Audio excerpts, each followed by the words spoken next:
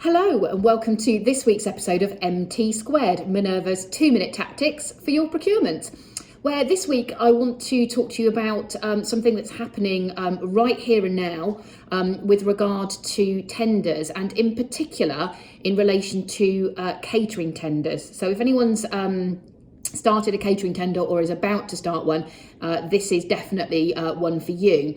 What we're finding is that, for obvious reasons, a number of schools have had to delay their tendering process with regard to the renewal of their contracts. And what that's meant is that there's been a big backlog of tenders that are now all starting to go live, particularly for schools where they want to have a 1st of September start date. So what I would advise is that I am hearing, particularly from the catering companies, that they are absolutely maxed out and they don't have the resource to deal with all of the tenders that are coming their way. And several contractors have indicated to me that they are now starting to cherry pick which opportunities they're going for. So if you haven't already started your tender process, please be aware of this.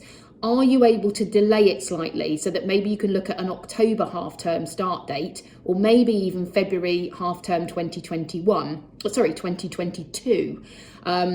So really be mindful of that. Make sure that you engage with suppliers, talk to them about whether they have got the capacity to bid.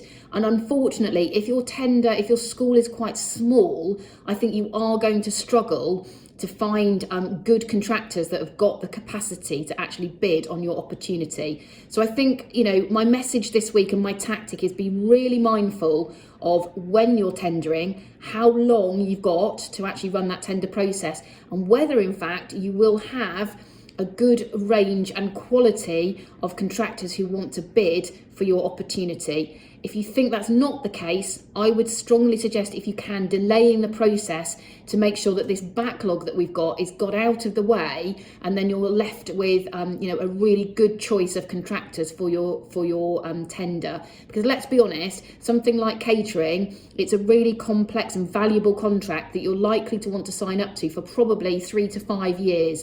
So you want to make sure that you've got the best array of bidders and the best possible deals on the table, and so you need to think really carefully about whether you're going to get that if you run your process now.